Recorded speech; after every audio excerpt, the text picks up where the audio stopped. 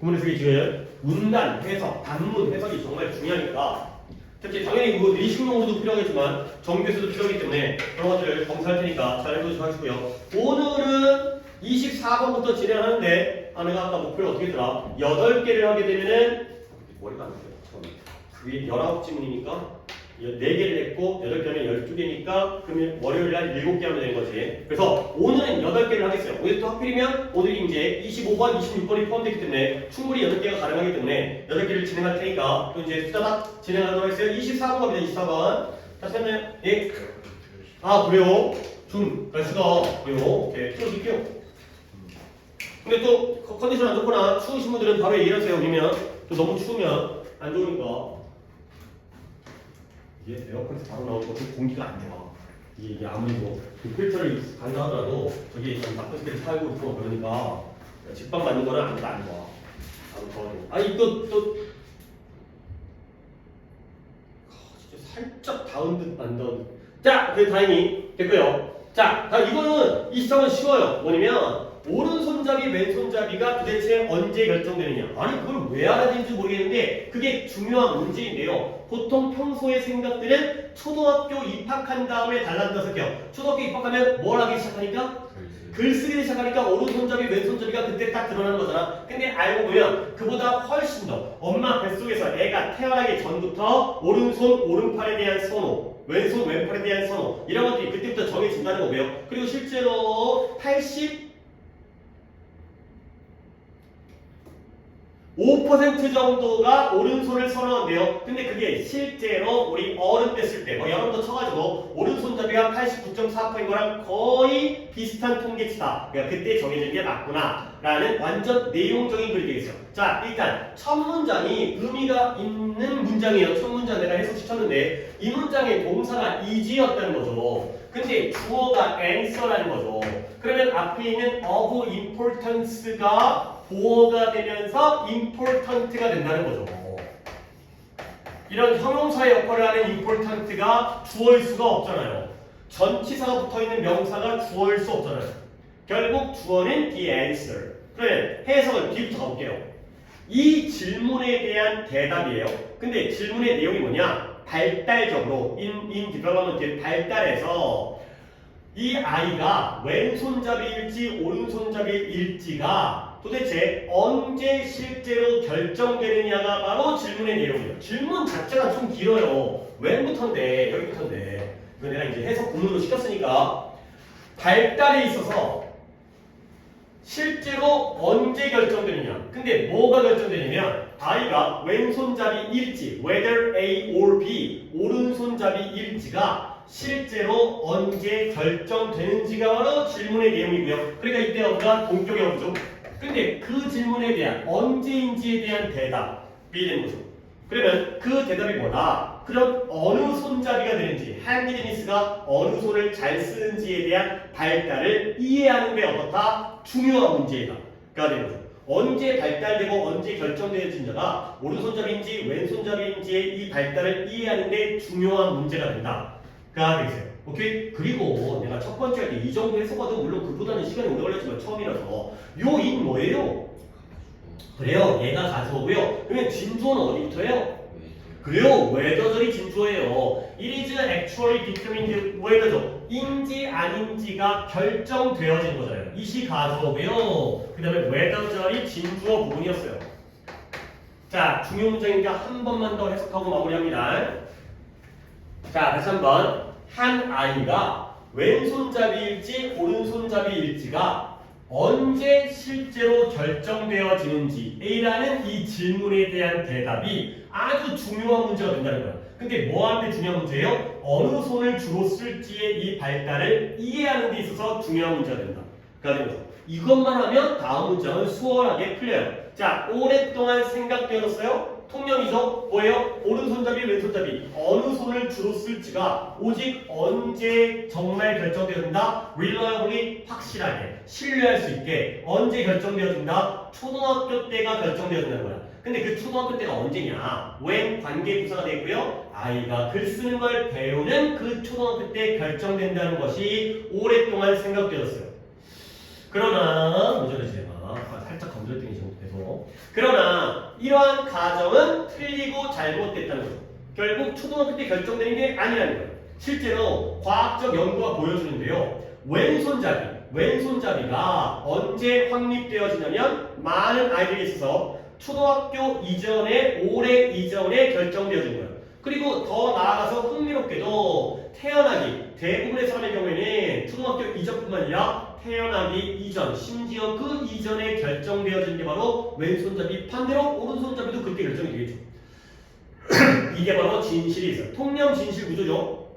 자, 그래서 그러한 연구 이렇게 일찍 결정되어진다는 연구에서 손과 팔의 움직임이에요. 근데 아직 언보온 태어나지 않은 아이들이죠. 어디 안에 있어요? 엄마의 뱃속 자궁 안에 있는. 결국 자궁 속에 있는 아이들의 손과 팔의 움직임들이 기록되어져요. 근데 그걸 초음파 이미지를 통해서 기록되어졌다가 되는 거죠. 자, 이것도 수일치 볼까요? 동사가 are가 되는데 주어를 우리가 뭐로 잡았더라? movement가 주어였죠. 손과 팔의 움직임이 기록되어졌죠. 초음파 사진을 이용해서. 역시 기록되어지니까 record이라는 수동태의 복수형의 BPP가 되고요. 그래서 이 기술을 사용하여 분사구이고요. 이 기술을 사용해서 이 초음파 기술, 이미지 기술을 사용해서 it was shown that 이런 내용이 보여졌어요. 역시 이승 가주어고요. 대절이 진주어예요. 어떤 내용이 보여졌냐? 명확한 preference 선호, 뭐에 대한? 오른팔의 움직임에 대한 명확한 선호가 존재한다는 거야. 이그지스트가 동사고요. 주어는 뭐겠어요? clear preference, 명확한 선호가 존재하는구나. 근데 얼만큼이나 as early as의 동두비교이기 때문에 10주만큼이나 일찍 이 오른팔의 움직임에 대한 선호가 이미 존재한다는 거야. 근데 뭐 한 다음에 fertile이라는 게 비옥할인데요. fertilize 하면 비옥하게 하다, fertilization 수정. 엄마 뱃속에 수정되어진 지 10주, 10주밖에 안 됐을 때부터 오른팔의 움직임을 선호하는 게 존재를 하는구나. 가 되겠어요. 자, 그래서 그 연구에서 이제 실제 통계치가 나오는데요. 초음파 이미지예요. 누구의 72명의 아직은 태어나지 않은 그러한 10주 정도 된, 수정된 다음에 10주 정도 된 그러한 72명의 아직 태어나지 않은 아이들의 이러한 ultrasound 이미지, 초음파 이미지가 were evaluated, 평가되어졌고요. 그랬더니 어떻게 했어요? 85%가 왼팔보다는 오른팔에 더 많은 움직임을 보여줬죠. 초음파를 봐가지고 10주, 수정된 다음에 10주가 되면 성능을 보여주니까 실제로 그 시기에 분석을 했더니, 평가를 했더니 85%가 오른손을 더 많이 이용하는구나. 그러면 이 85%라는 숫자가 이미 매우 가까워요. 근데 어떻게? 대략 89.4%와 대략적으로 매우 가깝죠. 그러면 그 89.4%가 뭐예요? 어른들 중에서 오른손잡이라는 수치와 거의 비슷하다. 결국 이 실험 결과가 믿을만한 결과다라는 내용의 추가적인 내용이 되겠어요. 오케이. 그래서 이 경우에는 일단 내용 일치 쪽으로 가시고요. 그 다음에 순서도 나쁘잖아요. 그리고 이런 것들을 주제를 요약문으로 만드는 거죠. 얘는 원래가 제목글이기 때문에 그대로 주제나 제목을 낼 수는 없고요. 요약을 만들어서 보통 사람들은 초등학교 때 오른손잡이, 왼손잡이, 핸디드니스가 결정된다고 믿지만 연구 결과는 그와 다르다. 어떻게 다르다? 엄마 뱃속에서 수정되어진 지 10주 이런 내용들을 갖다가 잘 버무려 갖고 요약문을 만들면 되겠어요. 그리고 이제 이게 공교롭게 실제 오른손잡이의 비율과도 또 거의 일치하는구나. 이런 문장들을 갖다 집어넣게 되면 거의 주제 쪽보다는 내용에 가까운 요약이 되는 거죠. 그러니까 빈칸 4개짜리 이제 A, B, C, D 해갖고 단어 올라가고 집어넣는 쪽으로. 오케이? 이렇게 보시면 되겠습니다. 그 다음 넘어갈게요. 이제 뭐죠? 도표 한 번 더 분석해 드린 다음에 빠르게 내용 보도록 하겠어요. 자, 도표는 뭐였다? 미국의 유제품, 낙농업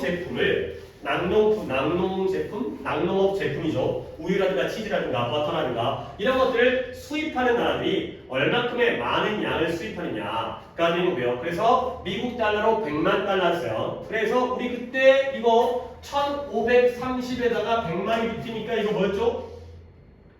15억 달러였어요. 15억 달러, 14억 달러. 이거는 1억 6천만 달러 맞나? 잠깐만요. 15니까 15억 맞죠? 100만이니까. 그렇죠. 여기가 15억이고요. 14억이고요. 이거는 1억 6,400만 달러가 되는 거죠. 이런 한국말 수치도 이해를 해주셔야 돼요. 왜냐면 이제 이거 갖고 이제 내용 일치불치를 낼 수가 있는 방법에서 한국말로 또 설명할 수 있고 도표는 도표로 나오지만 기본적으로 적혀있죠? 적혀있죠? 14억 15억이고요 1억 6,400만 달러 이거는 4억 800만 달러 4억 9,700만 5억 3,800만 이게 되겠어요. 밀리언입니다. 미국 100만 달러가 단위가 되겠어요. 자, 그리고 5개의 나라가 나왔는데 이 나라들이 미국으로 낙농 제품을 갖다가 수출하는 나라예요? 미국 걸 수입하는 나라예요? 수입하는 나라예요. 미국 거를 수입을 얼만큼 하느냐가 되는 거죠.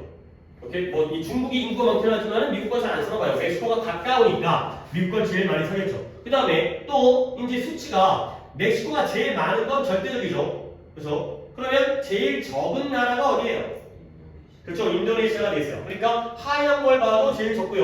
이거 나 안 건드렸는데.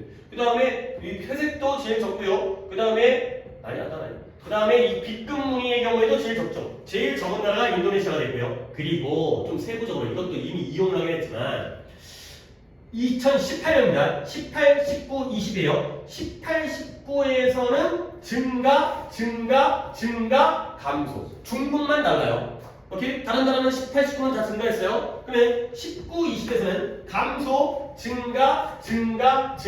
오케이? 멕시코만 달라요. 이런 것들 갖다가 내용 파악해주시면 되고요. 그리고는 디테일하게 숫자가 나오면 여러분이 당연히 더하기 빼기 정도 계산을 하셔야 되겠어요.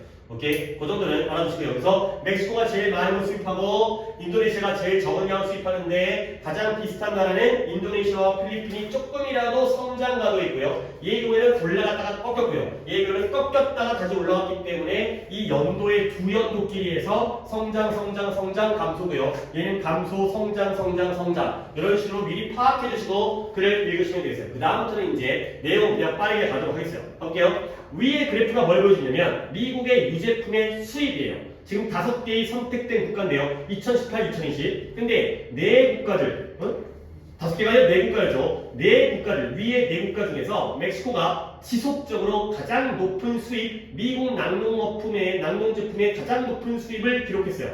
세계 연도에서 당연히 제일 높았죠.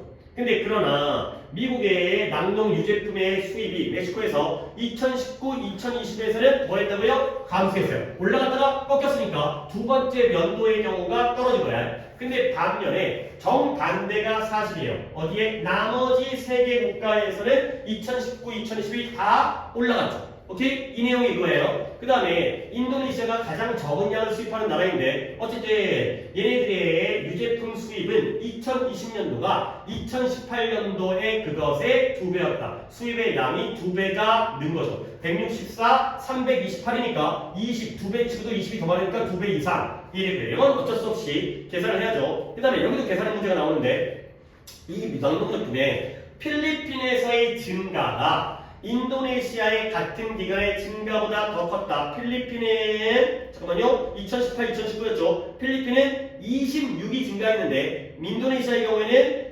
74가 증가했기 때문에 요 4번이 틀린 거죠.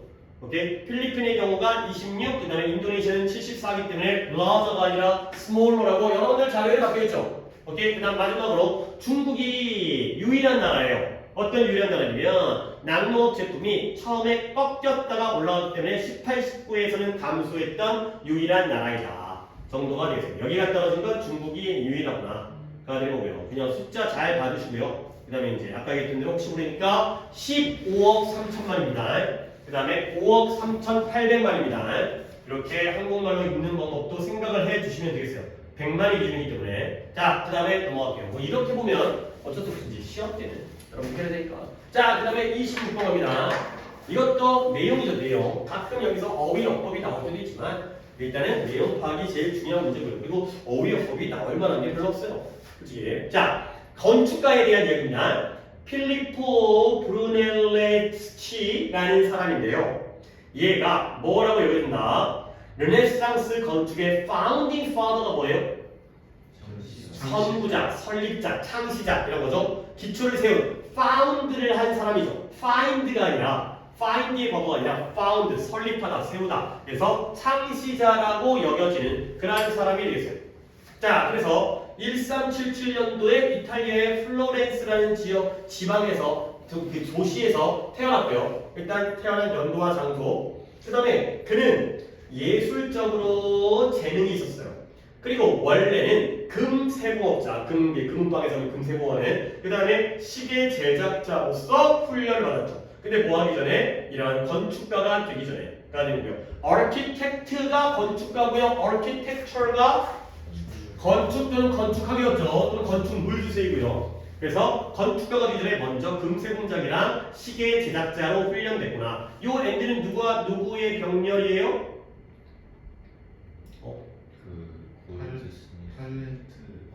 여기 말고요. 여기. talented와 trained의 과거 분사끼리의 병렬이 되겠어요. 그래서 was talented, was trained가 되는 거죠. 물론 talented가 재능이 있느냐는 하나의 형용사이긴 한데 그래도 형태상 was talented, was trained 이런 식의 병렬 구조를 보시면 되고요. 자, 그 다음에 그가 25살이 됐을 때 그가 친구인 조각가죠. 스컬프터, 조각가 도나텔로와 함께 로마로 여행을 갔어요. 그리고 그곳에서 그가 여기를 만지는데도 이게 반응을 하는? 진짜 이거 너무 심한데. 자, 거기서 로마의 건물들, 고대 로마의 건물들의 유적들을 연구를 했어요. 자, 문법은 그나마 요 where를 볼만한데 이 where가 관계부사의 계속적 용법이고요. 당연히 선에서는 뭐겠어요? 롬이 되겠죠. 로마가 되겠어요. 그리고 바꾸려면 and there가 되는 거죠. 친구랑 같이 조각가 도나텔로와 함께 로마로 여행을 갔고 그리고 로마에서 이러한 고대의 건물들의 유적을 연구했다가 되는 거죠. 자, 그래서 그의 첫 번째 건축적 커미션이 뭐였죠? 임무였어요. 임무. 일을 맡은 거죠. 누군가가 나에게 야 이거 좀 지어주세요. 그게 바로 오스페달레 델 데글리 이노센티라는 건물이었는데요. 이 건물이 바로 르네상스의 건물 중에 가장 위대한 건물 중에 하나인 게 바로 이 건물이 되겠어요. 그 다음에 수많은 아주 훌륭한 작품들 뭐예요? 플로렌틴 성당에 교회에 이 예배당을 포함해서 이런 것들이 그의 명성을 강화시켰다. 그래서 많은 건물들 작품 때문에 더 유명해졌구나. 그리고 그의 걸작 중에 하나가 아주 스터닝 충격적이고 놀라운 일 두오모라는 이 성당이래요. 이 성당의 도움 모양으로 둥그런 이 도움 모양이 그의 가장 걸작 중에 하나가 되고요. 그 다음에 그는 갑자기 건축가가 딴 데로 좀 셉니다. 그가 기계도 설계를 했어요. 근데 뭐하기 위해서 이런 theatrical production하면 연극 작품, 즉 연극이죠. 극장에서 상영하는 연극 작품들의 특수 효과를 만들어내기 위해서 기계도 설계를 했고요. 그리고 마지막으로 이 자기가 건설한 이 두오모라는 이 성당에 묻혔다, 죽어서 묻혔다까지가 되겠어요. 진짜 솔직히 좀 이걸 맨날 하는 게 별로 쉽지가 않은 문제긴 한데 한 번 더 내용을 읽을 때는 굳이 영어를 읽는 것뿐만 아니라 오른쪽에 있는 한국말로 되어 있는 해설을 갖다가 빠르게 읽어주는 것도 훨씬 도움이 됩니다. 그게 이제 더 빠르게 볼 수가 있기 때문에 혹시라도 여기서 놓친 부분이 있으면 거기서 다시 한번 내 정보를 갖다가 확실히 확인하면 되겠어요. 아이고 이 외야 되려고 문법 낼 수는 없을 것 같고요. 그러니까 도표는 도표로 나오는 거니까 이건 찝을 필요도 없고 얘도 내용도 그냥 내용으로 나오겠어요. 어휘도 낼 게 없어요. 그냥 내용을 옵니다. 그냥 안 내거나 내용을 내거나. 오케이, 넘어갈게요. 후딱후딱 잘 넘어가네. 자, 그 다음에 이제 29번 갈게요.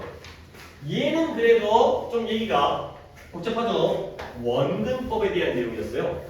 결국 원근법은 뭐냐면 우리가 현실은 3차원이죠. 근데 그 3차원의 현실의 모양을 우리가 평평한 표면이 있는 2차원에다가 우리가 이제 옮겨야 되잖아. 그래서 그렇게 옮기는 과정이 되고요. 실제로 내가 현실에서 보는 그 모습 그대로 이렇게 옮긴다. 어떻게? 색깔의 graduated, 점진적인 변화라든가 아니면 모양, 크기, 기하학적 구조 이런 것들을 통해서 원근법을 표현하는 그러한 상황이 되겠어요. 디테일한 내용 부분입니다. 이것도 내용이고 앞에 것도 내용이고 이것도 내용이지만 내용이 훨씬 더 까다로우니까 내용을 꼼꼼히 잘 봐주고요. 가볼게요. 예술에서, 아니 미술에서 There are a number of ways. 수많은 방법들이 있어요. 근데 어떤 방법이냐? 이때 perspective가 우리는 관점이라는 뜻으로 많이 쓰이지만 뭐라고 여기서?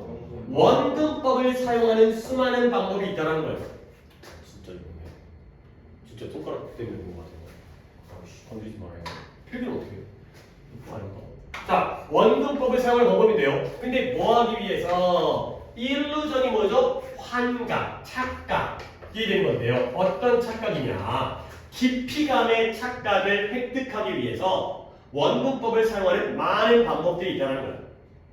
그러니까 뭔가 이 그림이 그냥 평평한 그림이 아니라 안으로 쭉 들어간 거잖아요. 이게 바로 깊이감이죠. 내가 그때 이제 뭐 그림 나름 이게 제일 원근법으로 가장 이제 가장 대표적인 이거죠. 나무가 이제 이렇게 돼 있는 이렇게 대충 이게 돼 있으면 이제 여기 집이 있으면 이제 작아 보이는 뭐 이런 거죠. 이런 거. 자, 그래서 이런 원근법을 표현하는 다양한 방법들이 있는데요. 그 방법의 예시가 색깔을 사용하거나 아니면 그레디에이티드 점차적인 그러한 검정과 흰색의 값을 사용하는 거예요.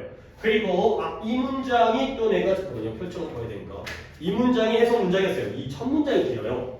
그리고요 정확하게 그려요. 그 물체를 그리는데 뭐함으로써 이러한 기하학적 원근법의 지오메트리 기하학적 시스템의 법칙을 적용함으로써까지가 되겠어요. 자, 그러니까 including부터 perspective까지 갖다가 일단 괄호로 묶어버리신 상태에서 병렬부터 보도록 할게요. 그리고 해석을 다시 한번 정리해드릴게요.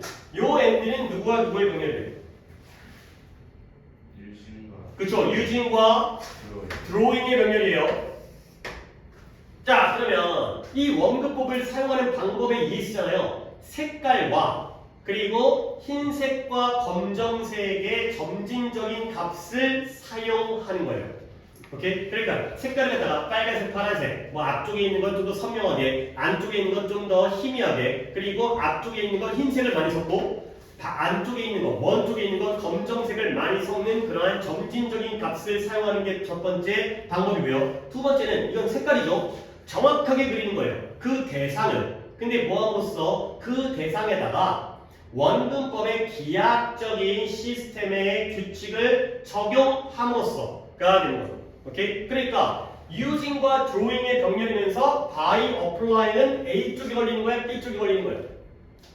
B쪽에 걸리는 거지. 색깔과는 무관하잖아요. 기하학적인 법칙을 적용하는 건 그 물체를 정확하게 그리기 위한 방법이 되는 거죠. 이런 거. 색깔을 진하게 연하게 한 다음에 이 기하학적인 내가 좀 그림을 잘못 그렸어요. 약간 이 정도가 될 것 같은데 나무 크기가 이 정도. 이렇게. 이런 게 바로 정확하게 그리는 방식. 이게 바로 깊이감이 있다라는 착각을 획득하기 위해서 원근법을 사용하는 방법이다. 라는 거죠. 첫 번째 색깔, 이 색깔 흰색, 검정색. 그 다음에 이 구성을 갖다가 기하학적인 시스템의 법칙을 사용해서 정확하게 그림을 그린다. accurately하게. 가 된 거지. 자, 그 다음에 또 이제 여러 방법이 나옵니다. 원근법을 달성하고 획득하기 위해서는 너는 뭐 해야 돼요? 많은 관찰을 해야 돼요. 그냥 그린다고 그려지는 게 아니라 여러 차례 관찰, observation이 또 키워드가 되고요. 그래서 네가 평평한 평면이라고 할게요. 평평한 표면이니까 평면에다가 그리고 있는 그 물체나 또는 그 형상은 실제로 뭘 가지고 있다? 현실에서는 깊이와 차원을 가지고 있다는 거예요. 내가 그리는 물건이 진짜 현실에서는 앞뒤에 깊이가 있고 그 다음에 3차원의 차원을 가지고 있는 물체들이라는 거죠. 오케이? 주어는 아니 이건 내가 한 게 아니라 딴 건물에서 그런 것 같아요. 여기까지 영역인데 해결이 되려나? 어떻게 되는 거지? 그러니까 제가 흔들려가지고 아니 근데 접촉이 흔들리는데 제가 아니라 여기인데 여기가 기억한다고. 자, 어쨌든 물건과 형태인데요. 네가 평면에 그리는 뭐가 되죠? 어디가 불완전하다? draw 뒤에가 불완전하고요. 얘들아 A or B가 나오면 누구한테 주어를 맞추라고 했어요? B가 주어이기 때문에 object가 주어이면서 동사가 have. 어차피 form즈도 몫이긴 했지만 원칙은 B다. 결국 우리는 평면에 그리지만 그 물체들은 실제로는 깊이감과 차원을 가지고 있다는 거예요.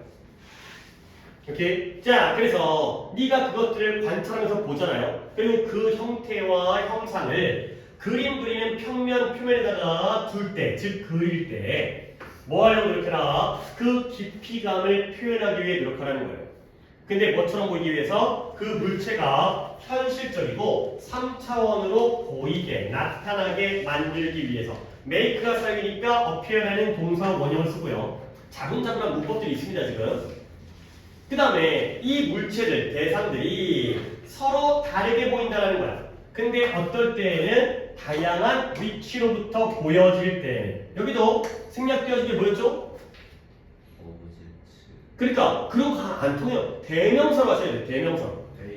they are가 되는 거죠. 그때 이 they가 뭐예요? object죠. 그 물체들이 다양한 지점, 위치로부터 보여지게 될 때 해서 they are가 되겠어요. 대명사로 해 버릇하세요. 분사음도 그렇고 이렇게 주어 플러스 비동사 생략된 것도 다 대명사니까. 그래서 위치에 따라서 물체가 다양하게 보이기 때문에 뭐가 중요하다? 하나의 관점을 확립하고요. 그리고 그 관점을 stick with, 지키다, 고수하다, 유지하는 게 필요하다는 거죠. 이때 이 있으면 뭘 가르쳐요? 관점, 뷰 포인트가 되겠어요. 오케이? 그래서 한 번 정해놓은 관점을 바꾸게 되면 안 되는 거죠. 한 번 바라봤으면 나무도 집이든 도로든 같은 위치에서 바라봐야지 원근법이 드러난다.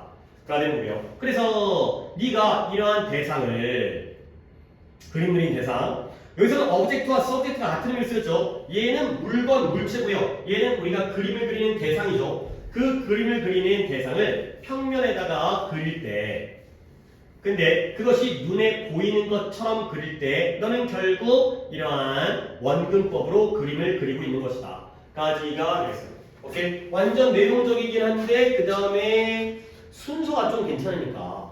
그래서 이게 원래는 어법 문제였는데 어법이 있긴 있는데 약간 어법은 좀 마지막에 적을게요. 일단 주제 보시고요. 그 다음에 순서 보시고요. 그 다음에 어법은 살짝 보시면 되겠어요. 살짝. 그리고 좀 더 내용적인 걸 내가 정리를 해드릴게요. 내용 정리를 좀 해드릴게요. 자, 내용 정리 키워드를 적어드릴게요. 가장 대표적인 키워드는 원근법이죠. 원근법에 대한 내용입니다. 자, 원근법을 갖다가 지키는 방법 첫 번째 색깔 명확해요. 뒤에 있는 검정색과 흰색의 점차적인 값은 그 안에 포함되니까. 그 다음에 정확하게 그림을 그려야죠. 이런 기하학적인 법칙에 따라서. 그 다음에 또 뭘 해야 되죠? 관찰을 많이 해야 돼요. 그래서 네가 그리는 평면에 그리더라도 걔네들은 현실에서는 깊이감과 차원을 가지고 있기 때문에 관찰을 많이 해야 되고요. 그 다음에 네가 그러한 것들을 보면서 이 형상을 갖다가 표면에 그릴 때는 그 깊이감을 갖다가 표현하기 위해서 노력을 해야 돼요. 그래야지 현실적이 보이는 거죠. 깊이감 필요하거나 그래야지 realistic과 3dimensional이 가능한 거죠.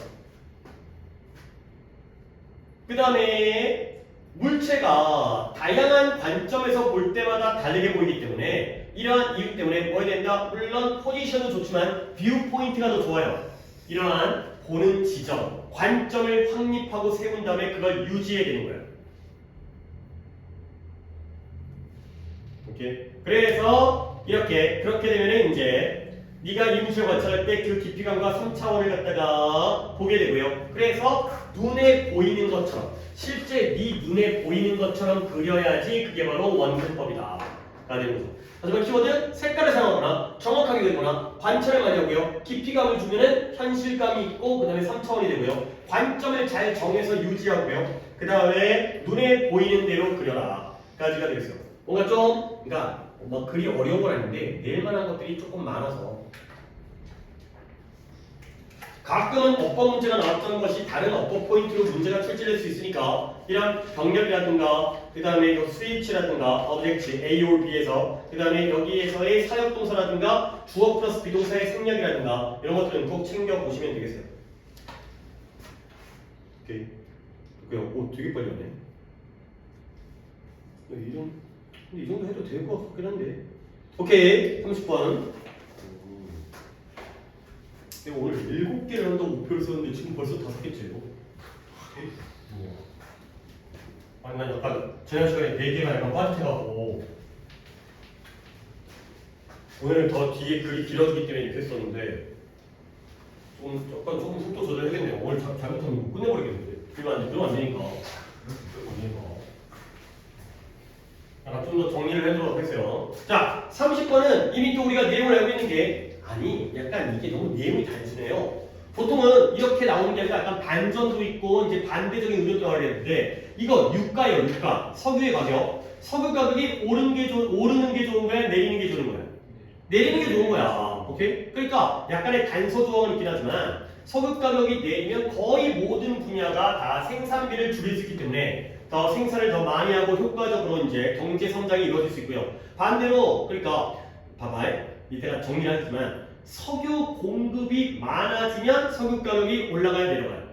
내려가요. 그러면 다른 물건들 뭐 반도체든 뭐 자동차가 예시로 나오는데 자동차의 생산 비용이 올라가야 내려가요. 내려가요. 그러면 더 많은 걸 생산해서 경제 성장이 이루어질 수가 있다는 거죠. 오케이? 반대로 석유 생산을 축소하게 되면 석유 가격이 어떻게 돼요? 올라가요. 그러면 생산 비용, 다른 물건들의 생산 비용이 올라가기 때문에 경제 성장과 발전이 느려지게 되는 그러한 반대 효과가 되겠어요. 그리고는 그거에 대한 어떤 언급보다는 그냥 단순한 논리예요. 중간에 이제 내용 정리를 해야 되겠지만 가볼게요. 낮은 유가가 낮은 석유 가격이 좋아요. 왜냐면 그게 뭘 의미한다? 더 낮은 생산의 에너지 비용을 의미하기 때문에 생산비가 덜 드는구나. 특히 생산할 때의 에너지 사용 비용이 주는구나. 그리고 그 대다수의 산업의 경우에 특히 not least가 덜하지 않으니까 가장 많이 그런 거죠. 특히 어디에서의 자동차와 로지스틱스가 뭐였죠?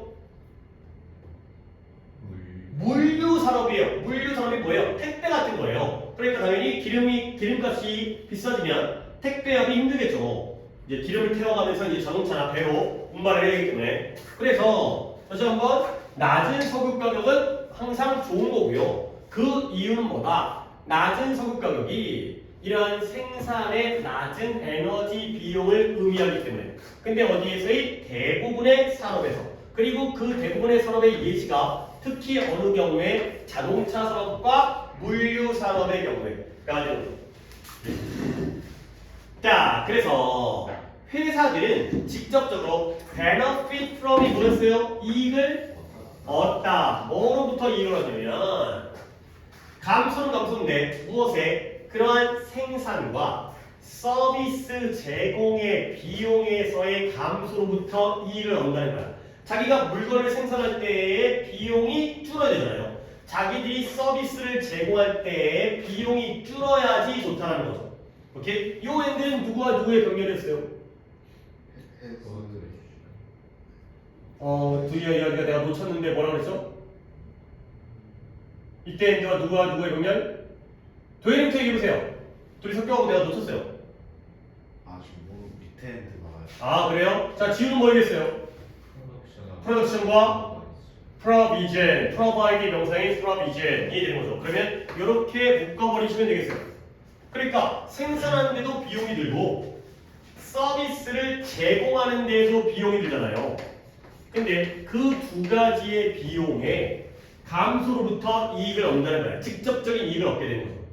생산비가 줄면 또는 제공의 비용이 줄면 당연히 회사에게 좋은 거예요.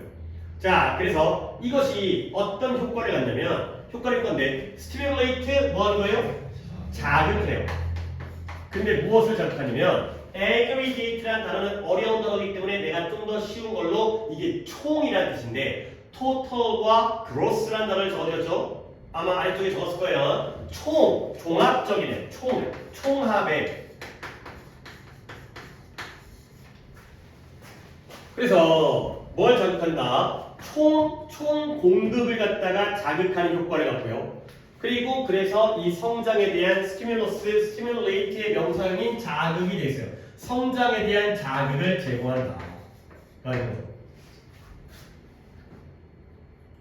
이때 디스는 뭘 가리킬까요? 무엇이 자극하는 효과와 자극을 제공해요?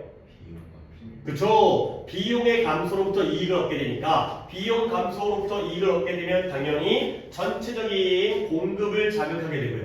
그리고 성장에 대한 자극 요소를 제공하게 되는 그러한 상황이 되겠어요. 그러면 아까 도현이가 이거 얘기했나요? 이 엔드가 누구야 누구의 병렬? has와 provide의 병렬이 됐어요. 그래서 이런 비용의 감소가 종합적인 공급을 갖다가 전체적인 공급을 자극하는 효과를 갖고요. 그리고 성장에 자극을 제공한다. 가 되겠습니다. 자, 여기까지 플러스죠. 기름 가격이 내려가다 보니까 이제 생산 비용이 줄어가지고 더 많은 공급을 하게 되는 상황이 됐고요. Conversely, 그와 반대로 대조적으로 뭐 on the other hand라든가 아니면은 뭐 이제 by contrast라든가 대조적으로 한번 정리할게요. 그와 반대로 대조적으로 한번 정리를 하겠습니다. 대조적으로 여기 나와 있는 conversely가 되고요. 그 다음에 on the other hand 이걸 제일 많이 보죠. 반면에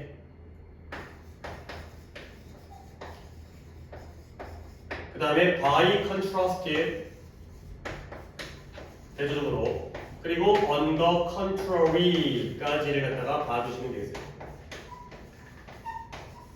거의 딱 보면 이제 어느 정도의 단어가 느낌이 나는 단어들이에요. 대조, 대비, 반대 이런 뜻이기 때문에 그래서 conversely, on the other hand, by contrast, on the contrary 이런 것들이 다 정반대로 이와 대조적으로가 되는 거죠. 그래서 아까까지는 가격이 줄어가지고 좋은 얘기고요. 그 다음에 이제 반대로 석유 가격의 갑작스러운 증가예요. 근데 왜 석유 가격이 갑자기 증가하냐면 due to 뭐 때문에 석유 생산의 슈링크가 뭐예요? 수축이 되는 거죠. 축소, 수축. 석유 생산이 줄다 보니까 석유 가격이 갑작스럽게 증가하는 거예요. 근데 그 증가는 결코 좋은 소식일 수가 없다는 거죠. 근데 물론 약간의 단서는 있습니다. 비록 그것이 명백하게 큰 증진을 주긴 해요. 누구에게? 에너지 분야에. 석유 가격이 올라가면 에너지를 생산하는 정유회사라든가 아니면 뭐 이제 주유소라든가 걔네들은 당연히 좋겠죠. 가격이 올라가도 더 많은 돈을 비싼 가격을 받을 수 있기 때문에 결국 갑작스러운 증가는 여기를 제외하고 이 에너지 분야에게 큰 증진을 제공해 주는 긴 하지만 다른 분야에게는 다 마이너스다. 가 되는 거죠. 자, 그래서 a look through a history 석유 가격의 fluctuation 뭐죠? 변동, 유동이죠. fluctuation 오르내리는 거. 석유 가격의 변동에 대한 변동의 역사를 통한 우리의 조사, 살펴보는 것 이런 것들을 살펴보면 바로 이런 관념을 확인해 준다. 그동안의 역사에 석유 가격이 올랐던 내려갔던 그 변동의 역사를 통해서 살펴보니까 이 관념이 확인이 되는구나. 가 되겠어요. 이 관념은 뭐다? 석유 가격이 오르면 좋다 나쁘다? 나쁘다라는 게 바로 이 관념이 되겠어요. 근데 왜 그러냐면 as 역시 원인으로 쓰였고요. 이것 때문에 그런 거예요. 이것이 많은 경제적 연구에서의 주제여왔기 때문에 이런 관념을 많이 이렇게 확인해 주는구나. 가는 거죠. 오케이. 이때 디스는 뭘 가르칠까요? 뭐가 경제 연구의 주된 대부분의 많은 경제 연구의 주제였을까요? 변동이면은 복수기 때문에 단순차 되니까 석유 가격의 변동의 역사가 되는 거죠. 이 역사가 어떻게 석유 가격이 변화해 왔는지가 경제 연구의 대부분의 주제였기 때문에 이 역사를 살펴보면 이러한 관념이 확인이 된다. 가 되겠어요.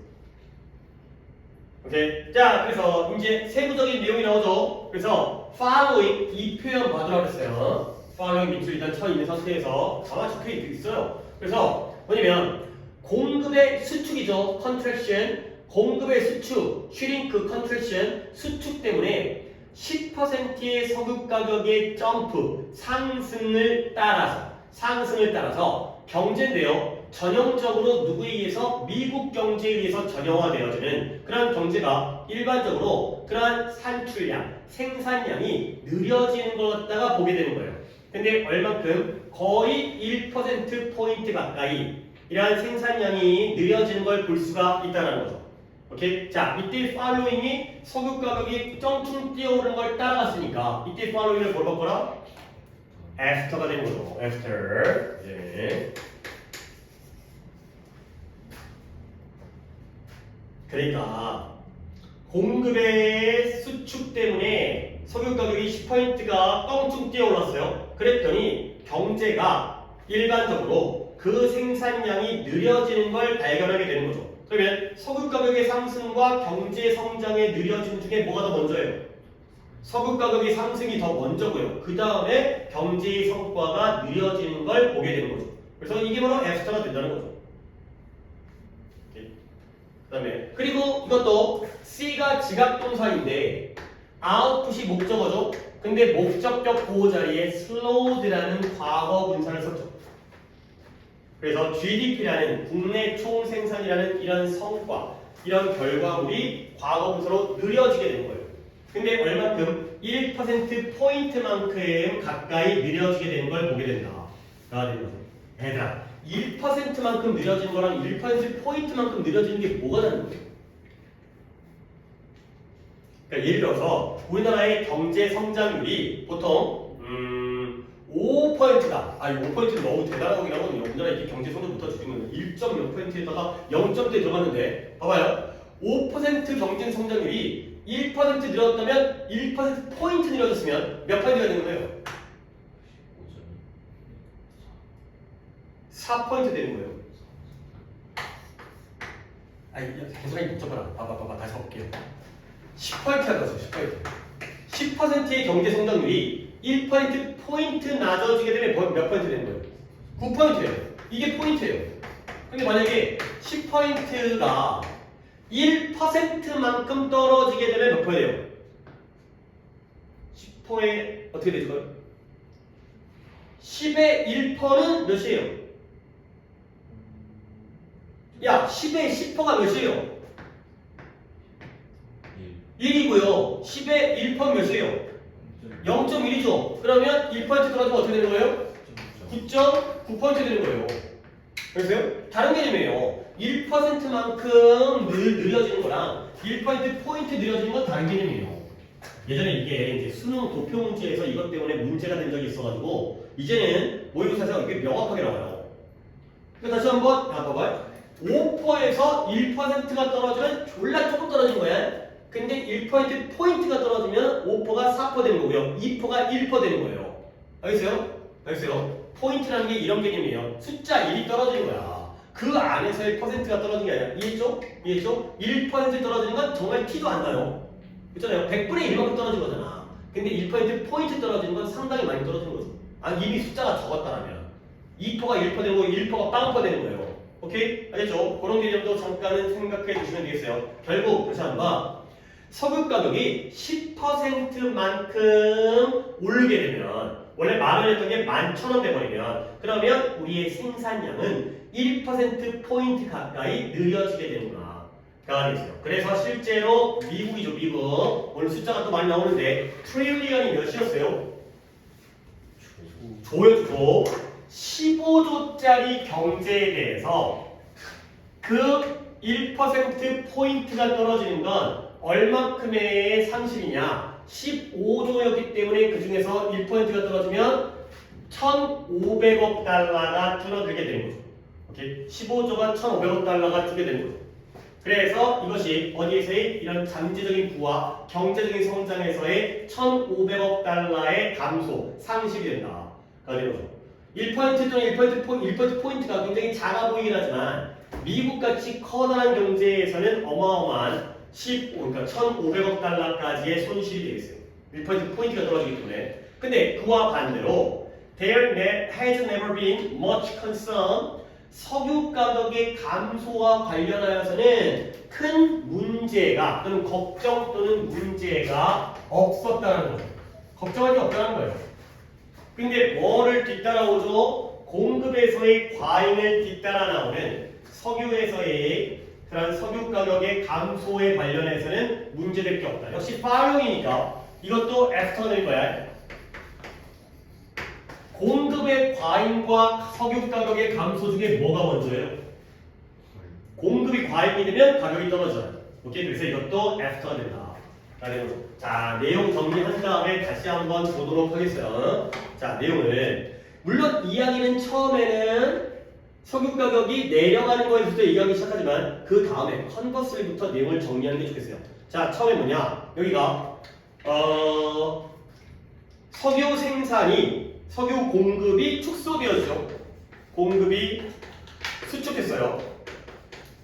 그러면 석유 가격이 어떻게 된다고요? 유가가 올라가요. 자, 그러면 이 생산이 어떻게 된다? 생산, 즉 GDP가 속도가 느려지게 되는 거예요. 둔화된다. 속도가 느려진다. 결과적으로 이거는 전체적으로 좋다 나쁘다? 나쁘다가 됩니다. 물론 여기에 예외적인 건 존재하죠. 어디에는 에너지 분야의 경우에는 예외죠. 에너지 섹터를 제외하고는 여기는 오히려 석유 가격이 오르는 게 더 유리할 수 있지만 여기를 제외하고는 생산이 둔화되었기 때문에 마이너스가 되겠습니다.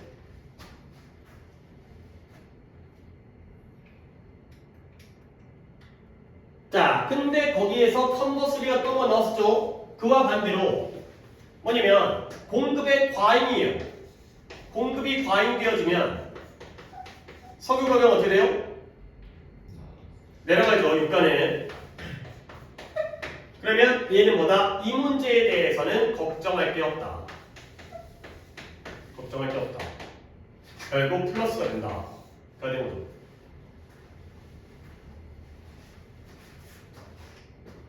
그래서 너무나 일단 단순한 논리긴 하지만 이 논리 빼고는 없기 때문에 이런 논리를 갖다가 정해 두시면 되겠어요. 그래서 역시 이것도 그런 내용과 순서로 보시면 되겠습니다. 내용과 순서. 한 번만 더 보고 갈게요. 이거 봐봐. 낮은 석유 가격은 좋은 일이죠. 일단 여기부터 시작하는 거야. 석유 가격이 내려가는 건. 왜냐면 그게 대다수의 산업의 경우에는 생산의 비용, 생산의 에너지 비용이 낮은 걸 의미하기 때문에 가 되고요. 이거 진짜 아무 이유를 모르겠는데 멋대로. 특히 어느 경우에 자동차 산업과 물류 산업이 되겠어요. 그래서 회사들의 생산 비용 그리고 서비스 제공 비용에서의 감소로부터 직접적인 이익을 받는 거예요. 생산 비용이 주니까. 그리고 이건 어떤 효과를 준다? 전체적인 공급을 자극해주는 효과가 있고요. 그리고 성장에 대한 자극을 제공해주는 효과가 있다. 석유 가격이 내려가면 좋은 거구나. 근데 이와 반대로 생산이 축소되어지다 보니까 석유 가격이 갑자기 증가를 해요. 이건 결코 좋은 소식이 아니죠. 비록 이것이 에너지 분야에는 큰 증진을 부여해 줄 수는 있긴 하지만 그래서 그동안의 역사를 살펴보니까 이 역사가 바로 경제학 연구의 중심 주제였거든요. 이 역사를 보니까 결국 이 관념이 확인되어지는 상황이 되고요. 그래서 예를 들어서 이러한 공급에서의 수축 때문에 10% 갑자기 유가가 증가하게 되면 미국과 같이 그런 미국으로 대표되어지는 그 경제의 경우에는 1%포인트만큼의 GDP의 둔화가 느려짐이 생긴다는 거죠. GDP 성장률이 1%가 떨어지게 되는 거예요. 3% 성장하던 게 2%로 쭈그러들게 되는 거죠.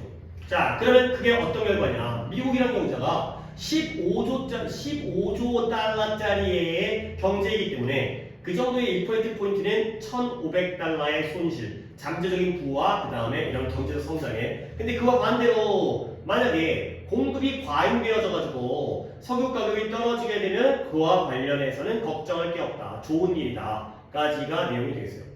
오케이? 논리는 굉장히 단순하지만 세부적으로 단순한 내용들을 계속 반복하기 때문에 그런 내용과 그 다음에 순서까지를 보시면 되고요. 어법과 어휘는 나올 게 없으니까 내용 순서로 보시면 되겠어요.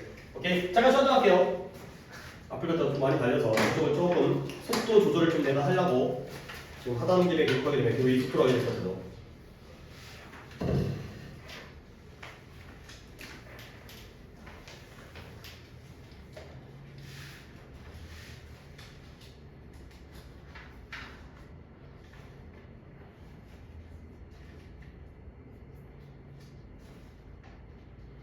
했는데 9개는 2시간에 3개 또